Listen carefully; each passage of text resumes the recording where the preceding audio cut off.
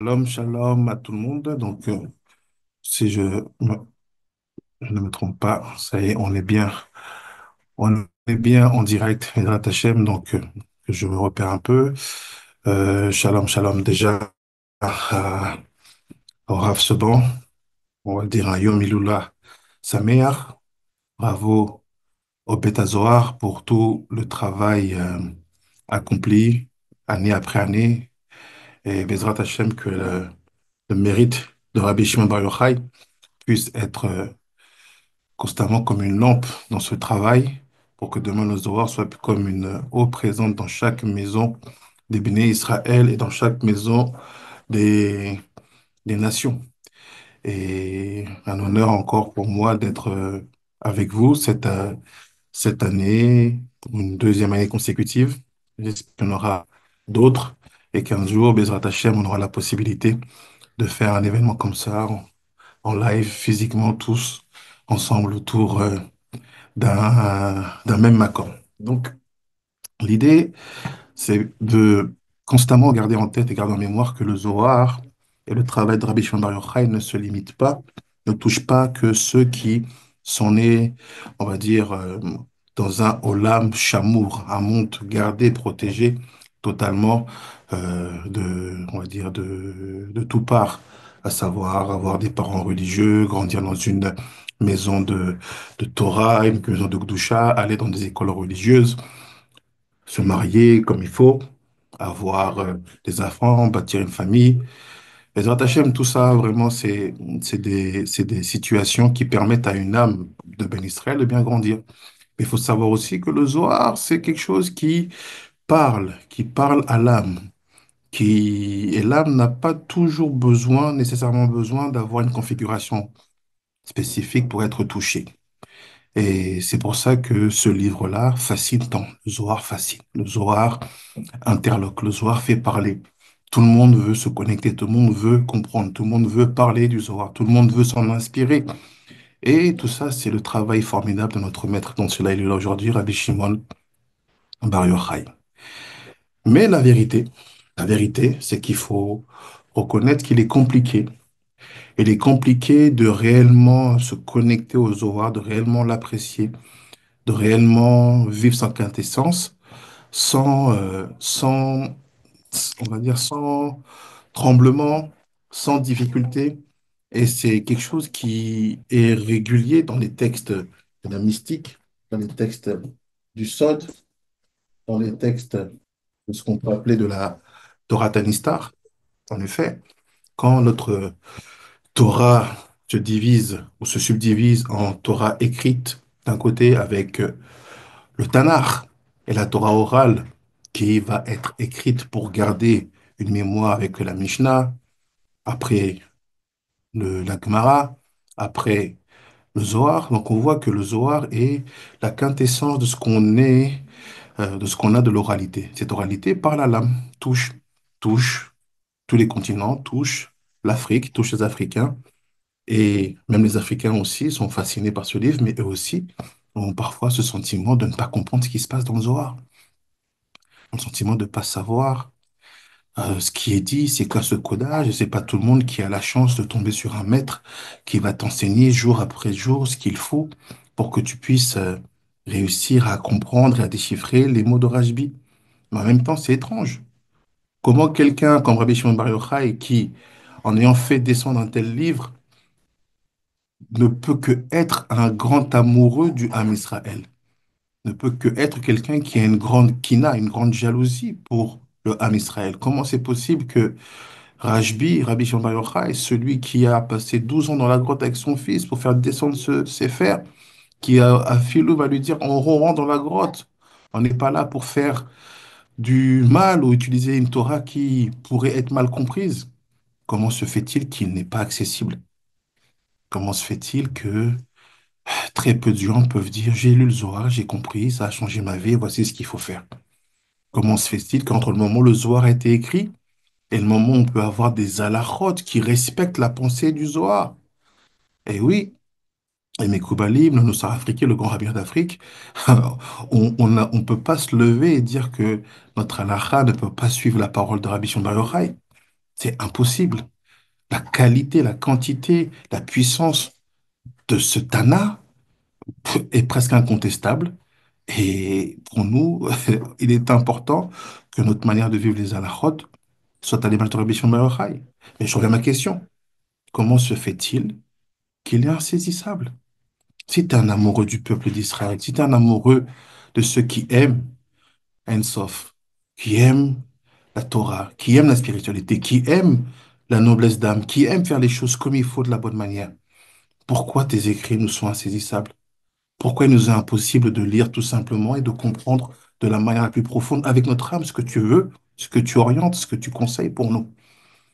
C'est cette réponse-là que nous autres, Bantou israélites, représentants de cette Torah-là qui a traversé les déserts et qui est arrivé en Afrique, qui a été gradée d'une certaine manière, très très authentique et plus ancien que ce qu'on peut savoir aujourd'hui ou voir aujourd'hui du judaïsme. Comment faire?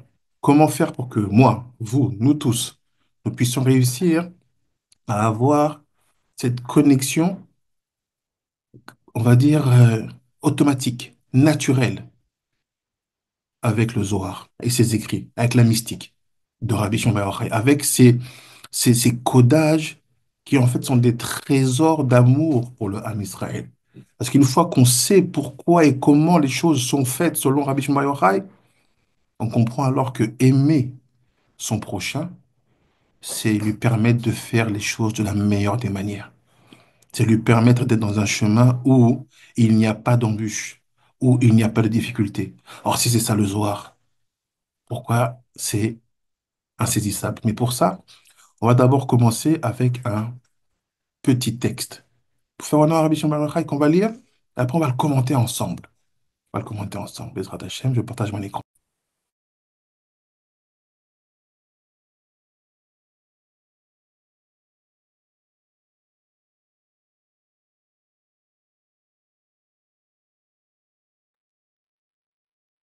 Voilà.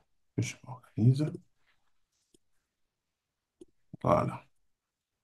Je pense que vous allez voir mon écran bientôt. Bisrout, Yom Ilulato, Shel Rabbeinu Akadosh, Rabbi Shimon Bar Yochai, Potsina Kadisha. Donc, dans le Zohar Acharemot, il y a quelques lignes que le Rabbi Shimon Bar Yochai va dire. Je vais les lire parce que pour faire honneur au Lashon, au langage du maître. Et puis, on va creuser ensemble.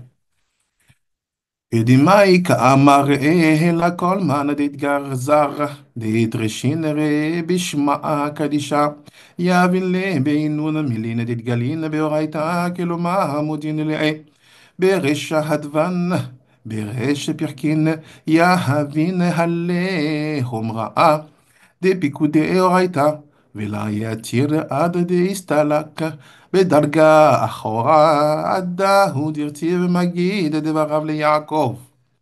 אבל חוקיו ומשפטיו לישראל, להינון בדרגה הילאה יתיר, וכתיב ולא יקרא שמך עוד יעקב וגומר. חוקיו ומשפטיו לישראל, הלל רזה אורייתא, ונימוסי אורייתא. וסתרי אורייתא דלה הצחכון דגלה הילאה למען דאיהו בדרגה הילאה יתיר דה כד כאר הזה. Qu'est-ce qu'il vient de nous dire, Rabbi Shimon Bar Yochai? En quelques mots, son objectif ici, dans ces mots-là, c'est de révéler quelque chose d'assez profond, que beaucoup pensent comprendre, mais que peu en fait ont réellement compris. Un passouk que tout le monde connaît, le fameux passouk où il est dit à Yaakov, ton nom ne sera plus Yaakov, mais ton nom sera Israël. Assez simple d'apparence, de comprendre, mais regardez ce que dit ce passage. Donc il dit comme ça, je traduis en même temps, donc pardonnez-moi s'il y a quelques ralentissements, quelques imprécisions. Il dit comme ça, qu'est-ce qu'on veut enseigner ici? On va imaginer ici comme ça que toute personne sur qui ou de qui on a dit que on a décrété sur elle ou qu'elle est inscrite dans le nom sacré ou bien dans l'inscription sacrée, ça dépend, c'est ce qu'il y a c'est la parenthèse. Donc toute personne qui est choisie en fait quelque part, on lui donne accès à ces paroles qui sont révélées dans la Torah. C'est-à-dire qu'on lui fait connaître les débuts des lettres, lettres de la Torah, de Aleph jusqu'à Tav, les débuts des chapitres. Comprendre que quand les lettres se collectionnent, se connectent, ça fait des mots. Les mots font des phrases font des paragraphes, les paragraphes font des chapitres. Les chapitres parlent de sujets, donc on commence à l'enseigner. Après le texte dit, on lui impose la rigueur des commandements de la Torah. On lui dit, fais la Torah, observe les mitzvot, applique-toi à la garder, à la préserver. Après on lui dit, c'est tout, pas davantage.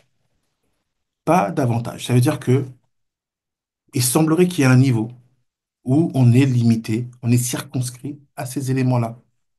Quand on est juste inscrit, il y a une forme d'élection spirituelle, rouhani.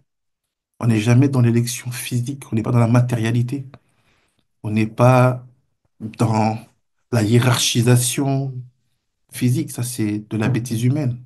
Ce qui intéresse le Ham Israël, ce qui intéresse la Torah, c'est la rouhaniyut, la spiritualité, la sainteté, la kedusha. Et il dit, mais cette personne-là, bien qu'étant inscrite, on va dire que c'est une inscription sûrement après Rosh Hashanah. On est inscrit dans le livre de vie, dans le livre de la Torah, on est inscrit. Cette inscription ne te permet que de connaître le début des lettres et de recevoir une rigueur sur le respect et l'application de la Torah. Et après, il dit, jusqu'à ce qu'il s'élève à un niveau supérieur. Ce qui est écrit, c'est quoi? Il fait connaître ses paroles à Yaakov. Donc, il fait connaître ses paroles à Yaakov. Mais ses statuts, c'est Chokim ou Mishpatim. Il les fait connaître à Israël. Et qu'est-ce que ça veut dire? Il dit, en fait, c'est comme ça. Et il dit, c'est à ce moment-là qu'on comprend que ton nom n'est plus appelé Yaakov, mais ton nom devient Israël. Ça veut dire quoi? C'est Chokim ou c'est Mishpatim. Il les enseigne à Israël. Et il dit quoi? Rabbi Shimon Bar Yochai? Et c'est quoi les Chokim, Chokav ou Mishpatav, les Israël? Ilen Razé Oraita. Ce sont les secrets de la Torah. Donc nous, on a grandi avec la logique que les Chokim, enfin que ce qui est donné à Yaakov ici, qui correspond à Magid Devarav, il dit ces paroles à Yaakov. Davar, c'est comme Halacha, c'est un autre nom. Il dit à Yaakov, fais la halacha. Dors comme si, mange comme si, habille-toi comme si, fais ça. Il dit, fais la halacha. Donc nous, on a grandi. La Torah que vous avez apprise à la synagogue, c'est qu'il y a trois niveaux de loi. Il y a les lois qu'on appelle les halachot. Après, on a les mishpatim. Après, on a les chukim. Ou bien on peut dire, euh, on va dire mishpatim, mitzvot, halachot, chukim. Donc il dit, c'est pas vraiment ça. C'est pas qu'il y a trois niveaux de loi qui correspondent à des niveaux de compréhension. Parce qu'on va dire que quand on parle de Mishpatim, c'est des lois qu'on aurait pu déduire de nous-mêmes parce que vivre en commun nous oblige forcément à nous adapter à l'autre. Euh, Mishpat, c'est des lois auxquelles on aurait pu penser, mais comme c'est lui qui nous les a dites, on y a pensé. Et on nous dit Chokim, c'est des lois qu'on n'aurait pas pu penser qui sont insaisissables, dont on ne connaît pas la dimension. Et là, Rabbi Shimon Bar Yochai, il dit non, regarde, dans la vie de toute personne, dans votre vie, dans ma vie, il y a une logique. C'est de savoir qu'en fait, quand on commence, quand on débute, quand on est circonscrit à un niveau, on va dire, où on découvre les choses, on est en train d'évoluer, de se construire. À ce moment-là, on est lié à Yaakov. On s'appelle Yaakov. Et ce qui nous est donné, c'est ce qu'on appelle Devarav. Il donne son davar. Il donne ce qui va correspondre à la halakha. Après, quand tu grandis, alors comment grandir? Comment on grandit dans la Torah? Ou plutôt, qu'est-ce qui fait qu'on ne grandit pas? C'est plutôt ça la question. Vu la génération où on est, vu comment le monde est sans dessus-dessous, où les valeurs sont inversées, la question, c'est pas de dire comment on grandit. La question, c'est plutôt de comprendre qu'est-ce qui nous empêche de grandir. D'où ma question. Parce que cet empêchement va forcément faire écho à cette impossibilité pour nous de nous connecter au niveau de paroles, d'explications de Rabbi Shimon Bar Yochai. Donc il dit, quand tu grandis et que tu acquiers de l'épaisseur spirituelle, et que tu étudies, et que tu te purifies, et que tu te gardes dans la Kedusha, à ce moment-là, on te dit, tu t'appelles plus Yaakov, tu t'appelles Israël. Et c'est seulement à Israël qu'on va donner les Chukim et les Mishpatim. Mais c'est quoi les Chukim? C'est les lois qu'on n'est pas censé comprendre. Mais même les Mishpatim, Mishpatav, c'est quoi Mishpatav? Le vivre ensemble. Ça veut dire en fait, contrairement à ce que vous pensiez, le vivre ensemble, ça n'a rien d'évident. Ici, Rabbi Shimon Bar Yochai il dit quoi? Il dit Mishpatav et Chukav, Ilen Razé Torah, c'est les secrets de la Torah. C'est le Sod. C'est la mystique, pour ceux qui emploient ce terme-là. C'est la Torah Tanistar. Dans le grand rabbin d'Afrique, on appelle ça la Torah Aleph. Le Pshat du Gan Eden. Donc il dit, sache que accéder à la dimension de la compréhension intérieure des lois et de la compréhension intérieure du vivre ensemble, Mishpat, c'est les lois civiles. Il dit, ces deux choses-là sont la quintessence et l'incarnation de la Torah du Sod, la Torah cachée. Et il dit, pour finir, c'est ça le secret, c'est ça le secret de tu ne t'appelleras plus Yaakov, tu t'appelles maintenant Israël. Maintenant, tu passes au niveau, tu sais vivre avec les autres et tu comprends l'extraction, la racine spirituelle de toutes choses, surtout des halachot. Et il finit comme ça, il dit, il donne ses statuts et ses jugements, entre guillemets, je traduis en bon français, à Israël.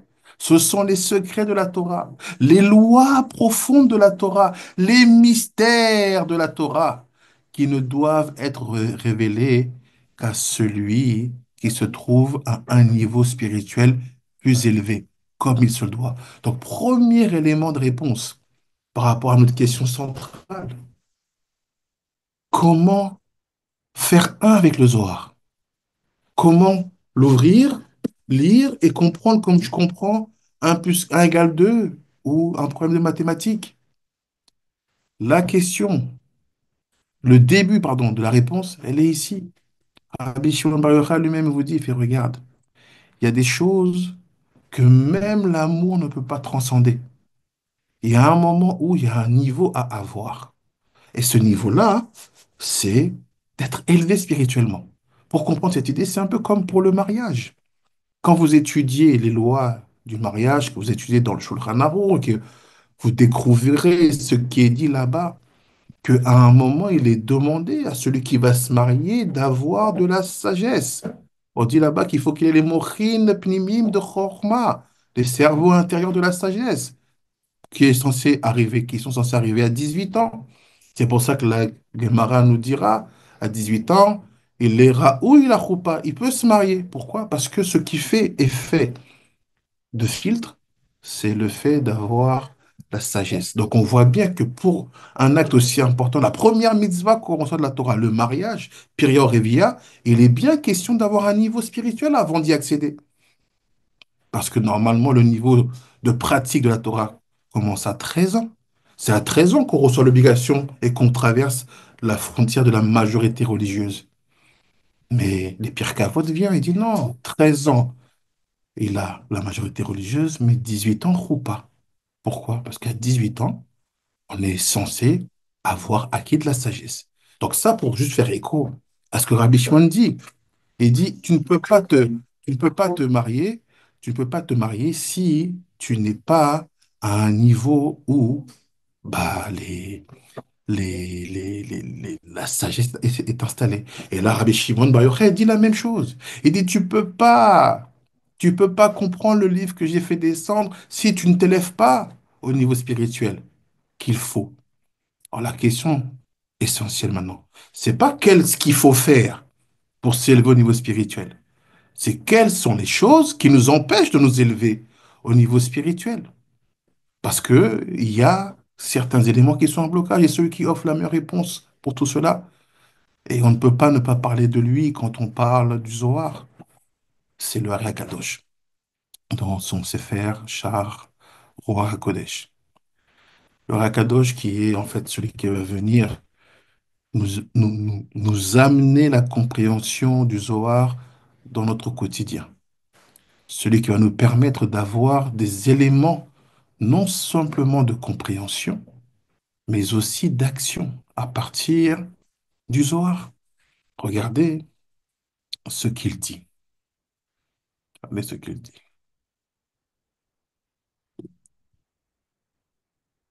Partage mon écran.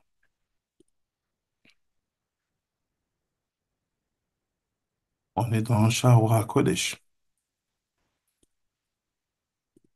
Et je vous rappelle, la question c'est, qu'est-ce que je dois faire? Qu'est-ce que je dois faire pour me connecter au Zohar? Qu'est-ce que je dois faire pour que les textes du Zohar, le langage du Zohar, les tournures, les figures de style employées par Rabbi Shimon Bar Yochai soient compréhensibles et accessibles pour moi? Qu'est-ce que je dois faire? Ou plutôt, qu'est-ce qui m'empêche? Et le Hakadosh, il explique très simplement ici. Très simplement ici. Il dit ceci.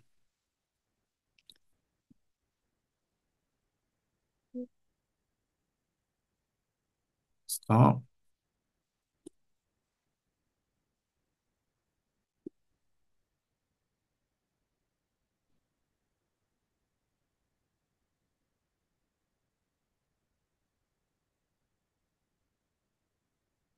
voilà, c'est bon. Il dit, à partir d'ici,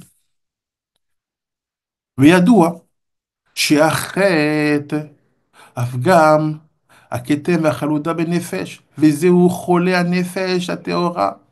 וכשהיה בתנופאה ובכתומה, אינה יכולה לראות ולהשיג שלמות האמיתי. Ça veut dire quoi? Il dit, sache que l'impureté, la souillure, les taches dans l'âme, ça veut dire que de même que le corps peut s'impurifier, peut se souiller, peut se tacher, la même logique existe au niveau de l'âme. Il dit, sache que cet état de détérioration de l'âme se fait à cause de la faute. C'est quoi la faute? La faute, c'est pas un jugement de valeur. La faute, c'est se rendre compte que tu as une identité de Ben Israël ou de Bat Israël, une identité spirituelle, rouhani, qui nous engage et nous oblige, parce que nous ne voulons pas être dans une proclamation d'un leadership, je ne sais pas quoi, non. Nous voulons être dans la ressemblance totale avec celui qui nous a fait confiance. Akadosh Baruch Hu. Soyez saints comme je suis saint. On l'a eu il n'y a pas longtemps. Donc il dit, à chaque fois que quelqu'un faute, donc en fait, transgresse ce qui a été interdit parmi les 365 mitzvot négatives. Tu ne feras pas, tu ne feras pas, tu ne feras pas, tu ne feras pas, tu ne feras pas. Et qu'est-ce que tu fais? Chas Shalom, tu fais, tu fais, tu fais, tu fais, tu fais.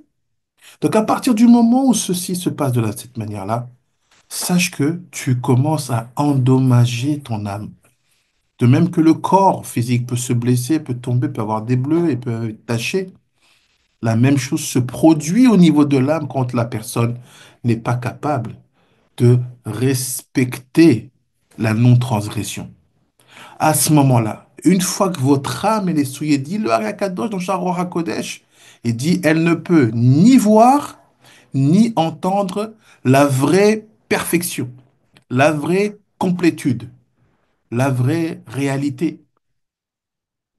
Elle n'a il ne peut pas atteindre, Vélirot, et voir la complétude authentique et vraie. C'est quoi? Chez où Sodot à Torah, qui sont les secrets de la Torah. C'est ça le problème aujourd'hui. C'est que l'absence d'investissement dans une étude plénière de la Torah fait qu'on est méconnaissant de ce qui incarne la transgression, de ce qui incarne la permission. On fait les choses par instinct. On fait confiance, on demande. Parfois, celui à qui on fait confiance n'a pas appris comme il faut. Mais il faut, bien sûr, faire confiance si on a des rabbins compétents. Mais il faut aussi avoir la capacité de s'asseoir, d'apprendre, de lire de soi-même et d'essayer d'acquérir des automatismes qui permettent de pouvoir se guider, s'auto-guider. Et que quand on est un peu perdu, on a des rabbins, des enseignants pour se repérer. Après, il dit, les secrets de la Torah, l'incompréhension, le fait que le Zohar ne vous parle pas, les paroles sont belles, mais ça ne vous fait rien, ça résonne pas.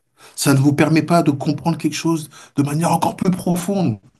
Ça ne vous permet pas d'aller sonder ce qu'il vient de dire. Donc, quelque part, vous vivez une expérience partielle avec le Zohar, une expérience partielle avec Rabbi Shimon Bar Yochai. Vous n'êtes pas totalement dans cette connexion. Et pourtant, lui, il la veut, mais il peut pas. Parce que dans son Zohar, dans Aharémot, il dit, regarde, ce que je fais descendre, c'est pas moi qui l'ai conditionné. Dieu, il m'a dit, tiens, ça descend, mais pour que ça puisse monter, il faut que mes enfants ne soient plus des Bnei Yaakov.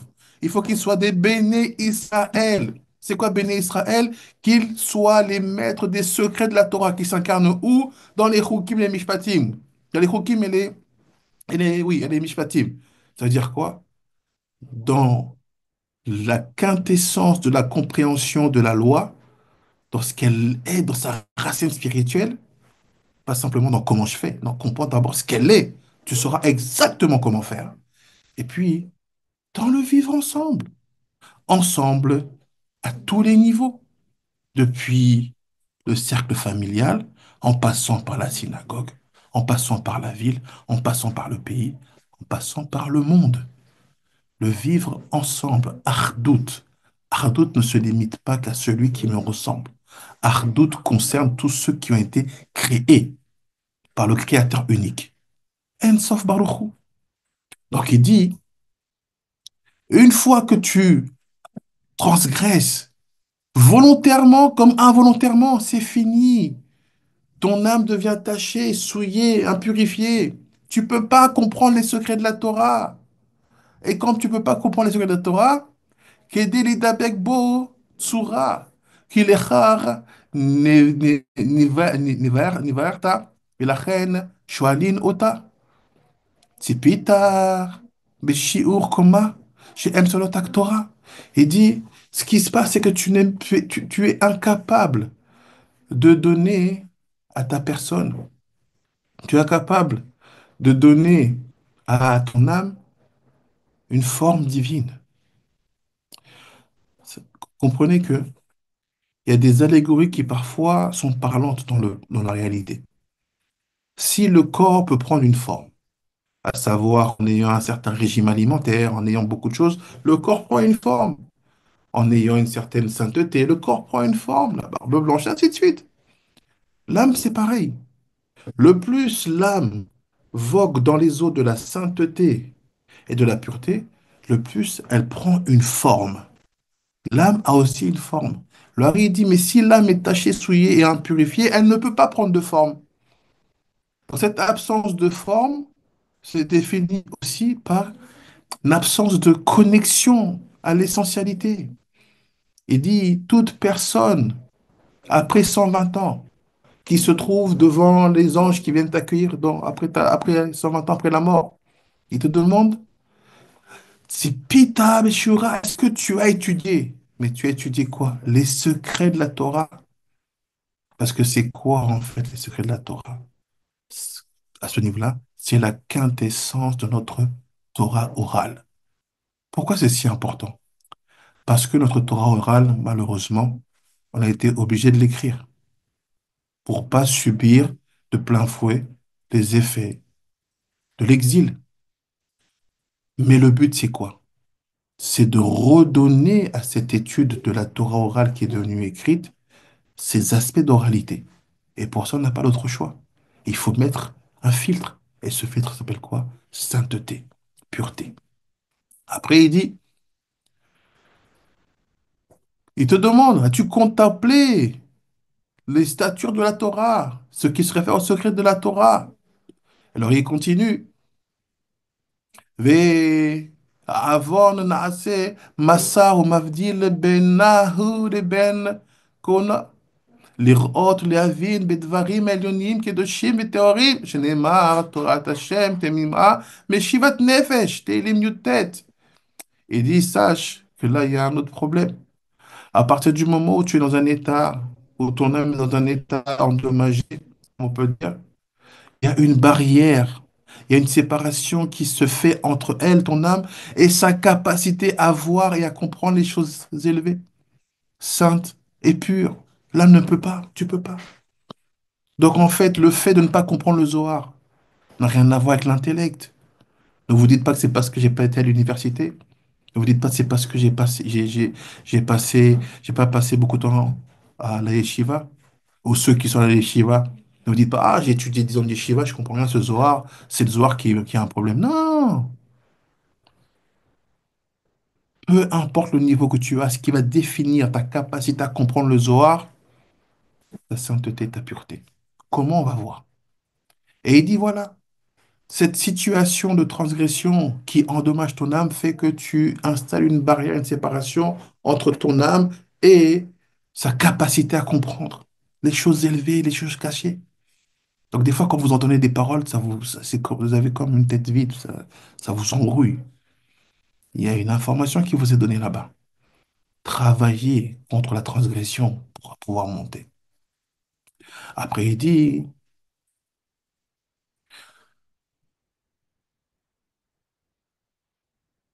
שמשיבה אותה ממקומה, להידבק החלק בכל.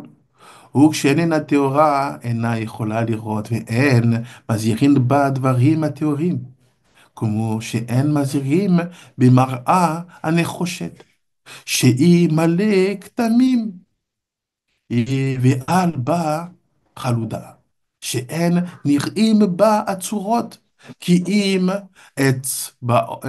עצבות ומקולקלות. Il dit, sache que cette situation dont on parle ici, ça, c'est dommageable. Parce que dans le Teilim 19, qu'est-ce qu'il dit Hachem? Il dit que la Torah est éternelle. Et elle est parfaite. Et elle restaure l'âme. Oh, je comprends pas. Bien sûr que je comprends. Si tu fais la Torah, ton âme est restaurée. Pas de tache, pas d'impureté, pas de souillure. Ce qui signifie qu'elle ramène l'âme à sa place. La Torah, quand elle est observée, elle est faite avec compréhension et avec action appropriée. Halakha et maasé approprié. Ça, c'est une règle d'or qu'on a dans le grand rabbinat d'Afrique. On est des, on est focalisé sur savoir le dikdouk, exactement comment faire la halakha comme il faut. Parce qu'on a un souci. On ne veut pas que si nous faisions pratiquions quelque chose qui serait contraire à la pensée de Rajbi, que cette action ne soit pas comptée comme étant acquise ou faite comme il faut. Après, il dit, grâce à sa Torah, si tu fais la Torah, ton âme, elle est ramenée à sa place. Elle, ça lui permet de se rattacher, de se connecter à Kadosh Baruch Hu, à la Torah, à la sainteté, à la Rouhaniyut. Et quand tu es pur, tu deviens tahor, tu es capable de voir. Et tu n'es pas, et tu n'es, on va dire, t'es pas à l'ouest, comme on dit dans un français un peu plus décontracté. T'es pas à l'ouest, tu es capable de voir. C'est pas un ressenti, c'est tu vois. Parce que ton âme a sa structure, a sa forme. Donc en fait, l'absence de compréhension du Zohar, l'absence de compréhension des textes du Zohar vous donne un renseignement sur l'état de votre âme. Cette situation, il dit, c'est comme être devant un miroir en cuivre, mais un cuivre pas poli. Tu vois pas clairement le visage, tu vois que des formes comme ça, pour ceux qui ont déjà fait l'expérience. Et imagine maintenant que ce miroir en cuivre est plein de taches. Il dit, voilà la qualité de l'âme de quelqu'un qui s'éloigne d'eux, qui ne fait pas attention aux transgressions. Après, il dit, continue, après, il dit,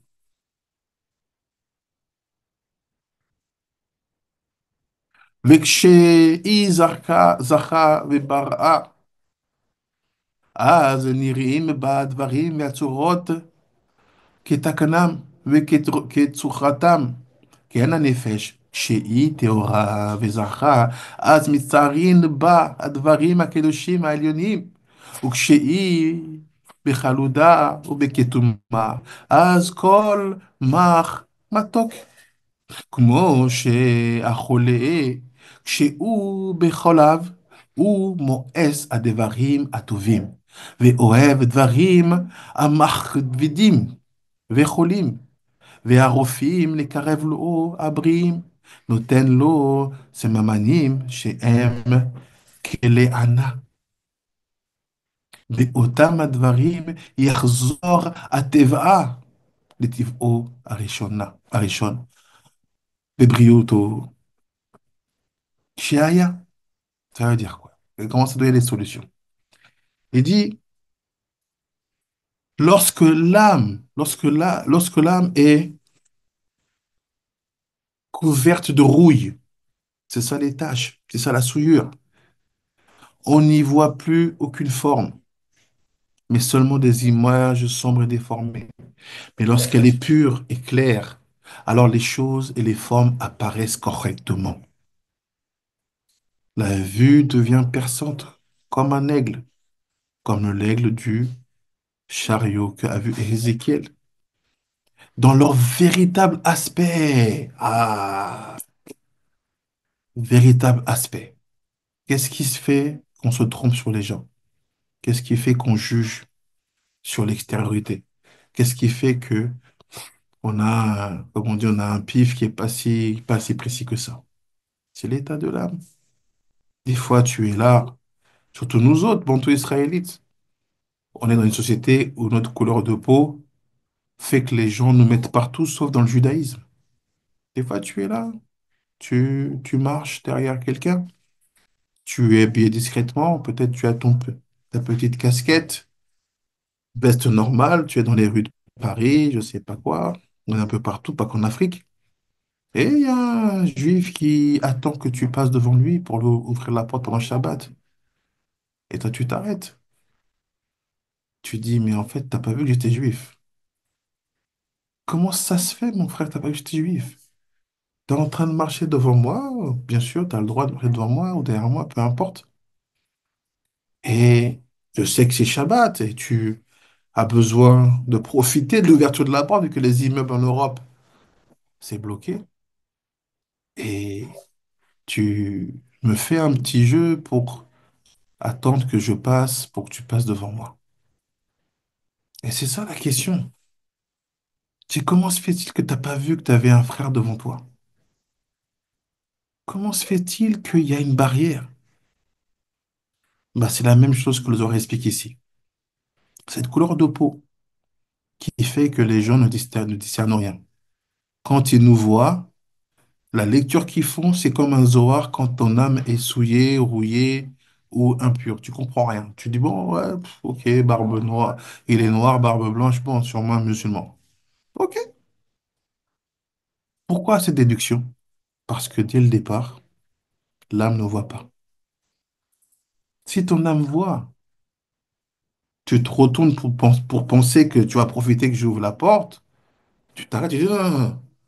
Attends, Yehudi? Ah, là, c'est quelqu'un qui voit. au-delà des apparences extérieures. Parce que son âme est véritable et sa vue devient perçante.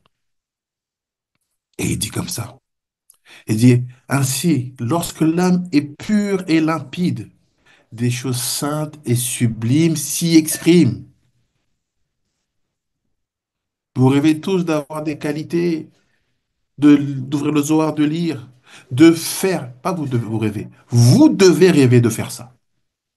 Arrêtez de prendre des modèles qui sont des magnats de la finance, des modèles qui sont des grands sportifs, des modèles qui sont des chanteurs et de dire, voilà, ça c'est mon modèle dans telle activité, je veux faire comme lui. Prenez des modèles dans notre Torah. Faites tout pour leur ressembler. Ayez dans vos chambres des posters écrits Moshe, écrits Yosef, écrits Yaakov. Faites ça.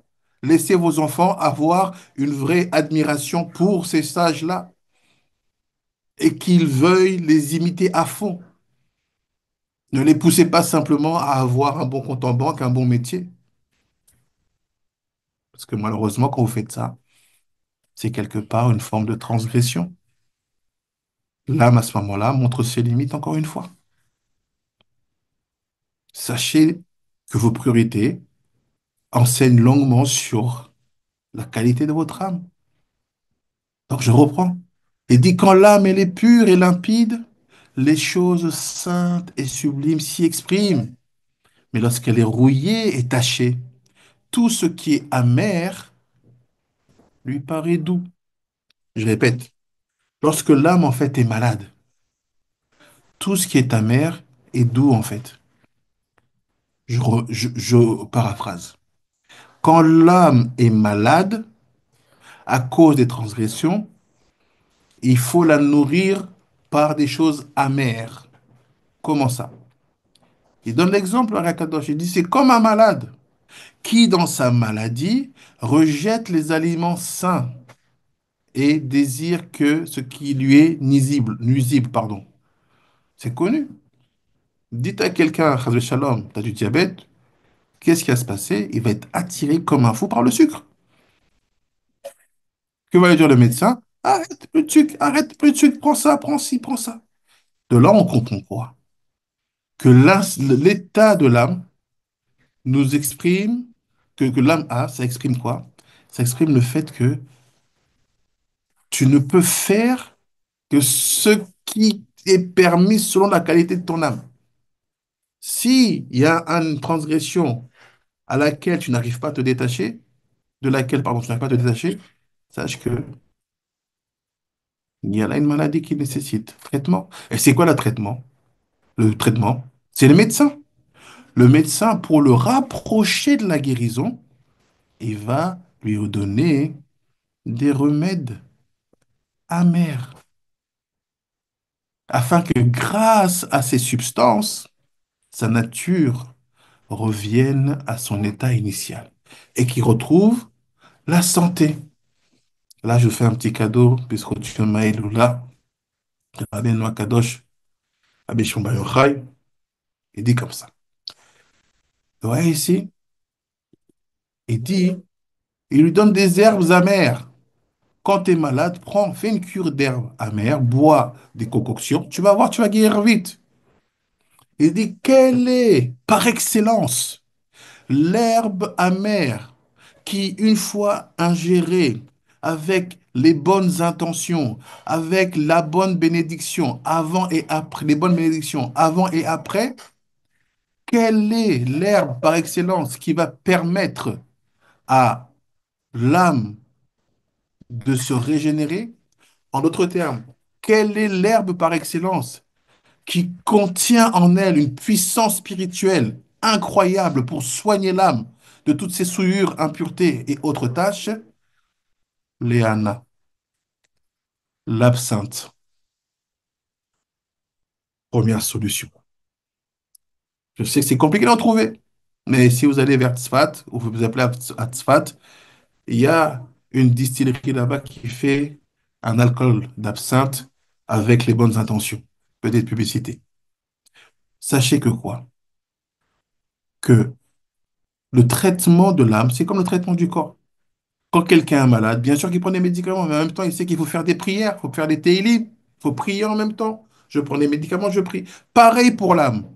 De même que tu vas travailler sur ton comportement, sur ton attitude par rapport à la Torah, par rapport au vivre ensemble, parce qu'on a vu que c'est la dimension des secrets de la Torah et la dimension du vivre ensemble qui sont les deux garants de l'acquisition du nom Israël. C'est ce qu'il dit le Zohar. Tu ne peux être appelé Israël que sur la base de deux analyses. Comment tu comprends la profondeur de la Torah par rapport aux lois, Krokim, et comment tu es dans les Mishpatim. Le vivre ensemble dans tous ces niveaux. Relation Ben Adam Lachavero, toi et ton semblable. Mais c'est pas tout. Aussi la dimension de savoir vivre avec ceux qui ne sont pas comme nous, ceux qui ne pensent pas comme nous, ceux qui sont même contre nous. Comment tu vis? Si tu te trompes à ce niveau-là aussi, tu n'as pas le statut d'Israël. Alors là, c'est très simple. Travailler spirituellement pour l'âme ne nous dédouane pas d'aussi trouver des solutions physiques. Et la solution physique, avant que je donne la solution spirituelle, elle est très simple. Prenez de temps en temps petite cure d'absinthe, petit secret de Bekoubalé. J'avance si on finit, il nous reste 10 minutes.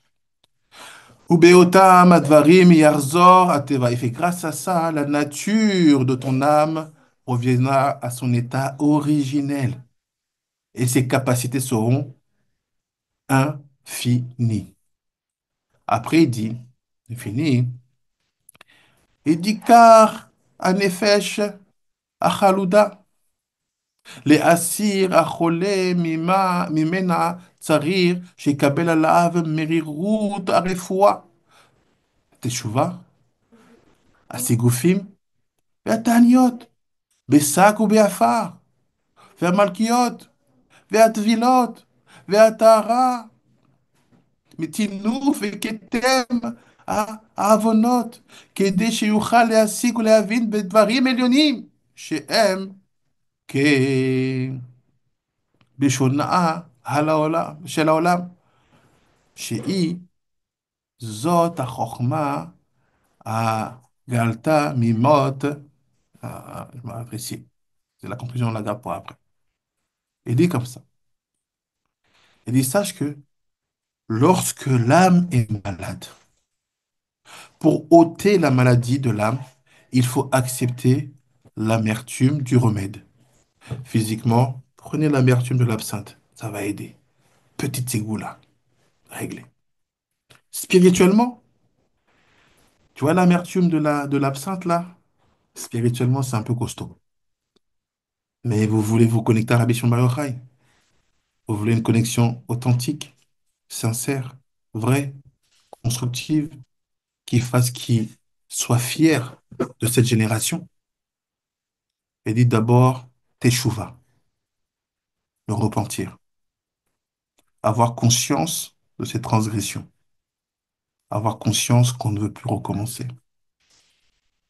avoir conscience, en ayant peut-être les larmes, pas les larmes, les cris, mais il faut que ça soit une prise de conscience intense, qu'on devienne un Baal Teshuvah, un maître de la repentance, ce qui nous connecte à la Shrina.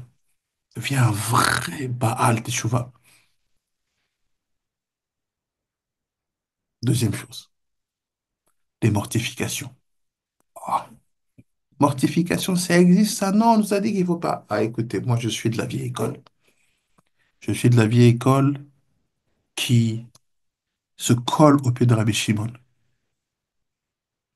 Moi, si je peux pas, si je peux faire une blague, dans ma chambre, c'est le poster de Rabbi Shimon, Rabbi Akiva, Rabbi Nechonia et Akadosh. J'ai pas de personne que j'admire.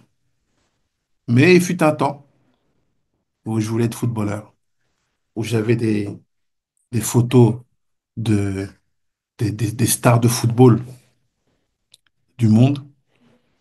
Bah, je me rappelle à ce moment-là, quand il fallait se lever à 6 heures du matin, faire des courses en plus, des abdos, avoir un régime alimentaire strict, euh, avoir des mortifications qui sont en fait, plus acceptées par la société. Parce que les mortifications de la Torah, les gens vous diront, non, non, faut pas faire.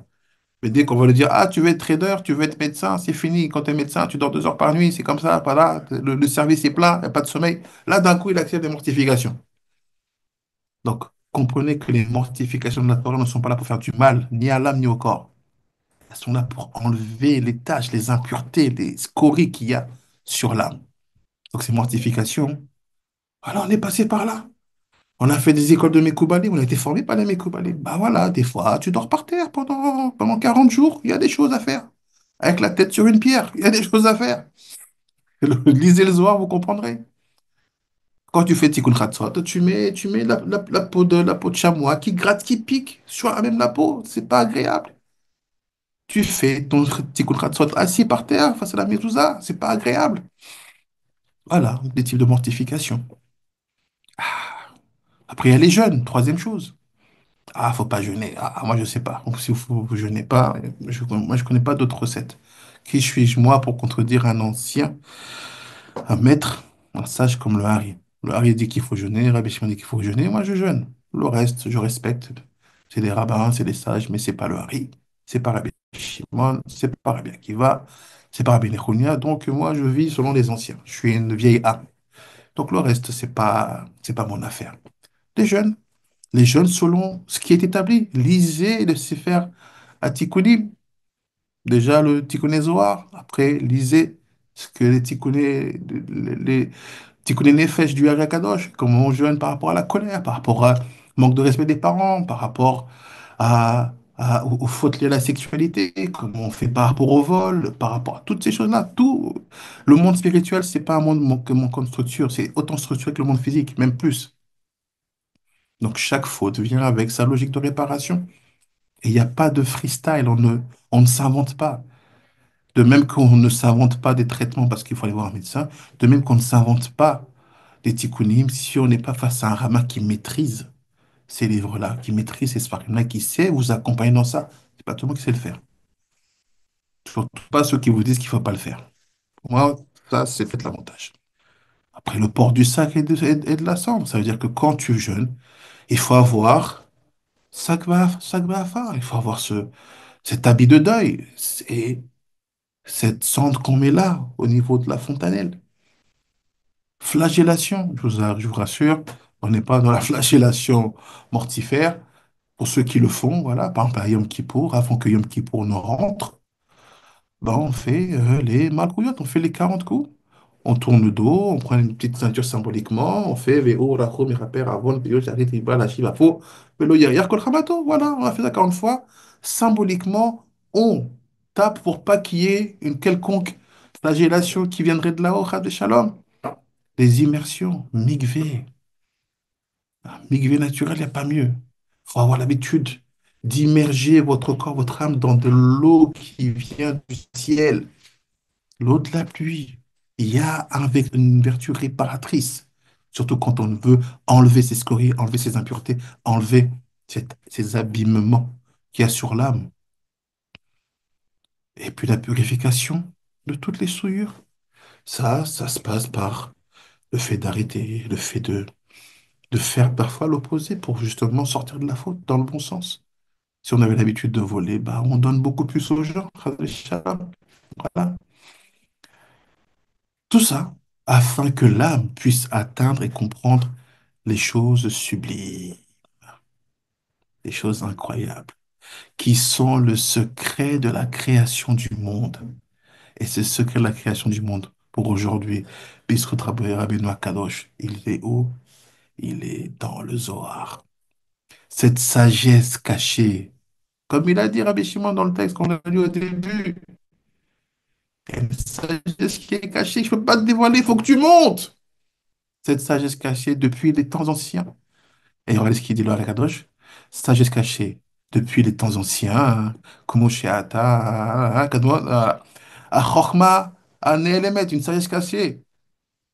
Mais mot à Kodmot depuis les jours anciens. Les jours de Rashbi. Voilà, on a connecté les deux. Baruch Hashem. Le Kadosh cite Rabbi Shimon Bar Yochai. Fait cette sagesse cachée depuis. les jours anciens de qui? De Rabbi Shimon Bar Yochai, Rabbeinu Akadosh, celui qui a fait descendre et qui nous a révélé les lumières du Zohar. Et il dit, cette sagesse, depuis Rajbi, que la paix soit sur lui, Shalom, Shalom, jusqu'à notre époque. C'est-à-dire qu'à les moments où Rajbi est arrivé et qu'il a fait descendre le Zohar, c'est comme si une nouvelle page d'histoire avait été tournée pour le monde entier. Depuis l'Afrique, en passant par le Moyen-Orient, par l'Orient, par l'Extrême-Orient, par l'Europe, par les Amériques, par les Caraïbes, voilà l'impact de Rabbi Shimon Bar Yochai. Comme il a été dit, il finit comme ça, il n'a pas eu la permission de se révéler jusqu'à la dernière génération, celle où viendra Mashiach. Ça veut dire quoi? La dernière génération de Mashiach, c'est celle en fait qui va être experte dans tout ce qui va concerner la rectification, la réparation des tâches, des impuretés, des souillures qu'il y a sur l'âme, depuis le travail spirituel jusqu'au jusqu'aux ségoulottes physiques, absentes, tout ça pour une seule et unique chose, être capable de comprendre, de sonder, d'analyser, d'incurgiter et de digérer les paroles de notre maître à tous, Rabbi Shimon Bar Yochai. Baruch Adonai Leolam. Amen et Amen. Merci beaucoup à tous. Yom Ilula Sameach, que le mérite de Rabbi Shimon Bar Yochai puisse nous protéger, puisse nous permettre de grandir encore plus dans la Torah, que son mérite, qu'il puisse prier devant Akadosh Baruch Hu pour que le monde soit en paix, qu'il puisse prier devant Akadosh Baruch Hu pour que nos actions, nos actes et notre manière de fonctionner soient toujours de la manière la plus constructive possible. Merci à tous. Shabbat Shalom Mevorach et Yom Ilula Sameach. Je ne sais pas s'il y a des questions. Je ne pense pas que je peux les prendre. Je ne sais pas s'il y a des questions. Non, il n'y a pas de questions. Peut-être les gens peuvent. Ah oui, je vais quand même demander au cas où, par respect. Est-ce qu'il y a des questions? Peut-être, Ratachem.